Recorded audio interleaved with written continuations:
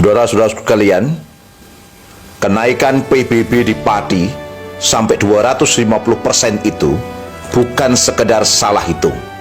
Ini cermin dari masalah besar tata kelola negeri. APBN dan APBD kita dibangun di atas pungutan pajak rakyat, bukan dari kekayaan alam yang melimpah. Ini bukti jelas penerapan sistem kapitalisme yang memeras rakyat lewat pajak. Islam punya solusi yang jelas. Negara membiayai diri dari kekayaan alam milik rakyat, bukan dari membebani rakyat. Yuk kita bahas. Di Pati, Jawa Tengah, ribuan warga turun ke jalan. Penyebabnya, PBB P2, pedesaan dan perkotaan naik sampai 250% untuk sebagian objek. Protes ini berlangsung berhari-hari, sampai DPRD membentuk hak angket, dan bahkan muncul tuntutan pemakzulan Bupati. Bupati akhirnya mencabut kenaikan itu, tapi luka sosialnya sudah terlanjur dalam. Pertanyaannya, kenapa bisa ada kenaikan setinggi itu? Kita harus jujur, kenaikan PBB ini tidak lepas dari pemangkasan dana transfer pusat di APBN 2025. Dana alokasi umum, dana alokasi khusus, bahkan dana desa, semuanya dipangkas. Totalnya puluhan triliun rupiah. Padahal sebagian besar daerah di Indonesia masih sangat bergantung pada transfer pusat. Ketika dana itu berkurang, daerah kelimpungan menutup biaya layanan publik, infrastruktur, dan gaji pegawai. Sumber pendapatan daerah yang paling gampang digenjot apa? Pajak, termasuk PBB P2 yang dibayar langsung oleh rakyat. Tapi masalah ini jauh lebih dalam dari sekedar bupati butuh duit.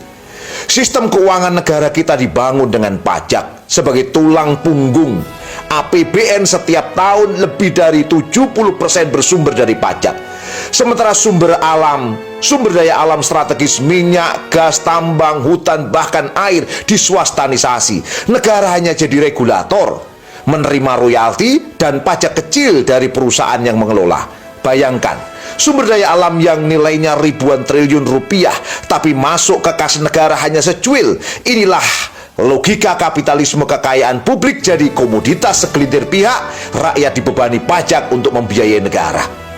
Dalam sistem Islam, pajak bukan sumber utama pendapatan negara. Negara punya baitul mal dan sumber utamanya ada 3. Kepemilikan umum. Sumber daya alam strategis dikelola negara, hasilnya untuk rakyat. Yang kedua, kepemilikan negara seperti fai, korot, jizyah, ghanimah. Kemudian ada zakat, khusus untuk fakir miskin dan 8 asnaf, bukan untuk belanja umum. Pajak atau doribah hanya diambil jika baitul mal kosong dan kebutuhan mendesak, dan itu pun dari orang kaya saja. Artinya rakyat biasa tidak dibebani pajak rutin.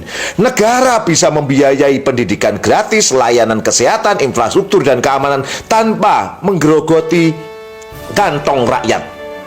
Kalau sumber daya alam dikelola negara, hasil tambang, nikel, emas, batu bara masuk penuh ke kas negara.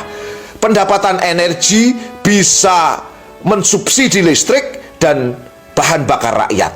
Hutan dan air dikelola untuk kesejahteraan, bukan diserahkan ke korporasi. Dengan model ini, negara tidak perlu memalak rakyat lewat pajak untuk membiayai operasionalnya. Beda jauh dengan sistem sekarang, sistem kapitalisme yang membuat pajak dari sumber utama dan selalu naik tiap ada defisit. Kasus Pati adalah alarm. Selama kita bertahan di sistem kapitalisme, pajak akan terus jadi tumpuan. Sumber daya alam akan terus dikuasai swasta dan rakyat akan selalu jadi korban.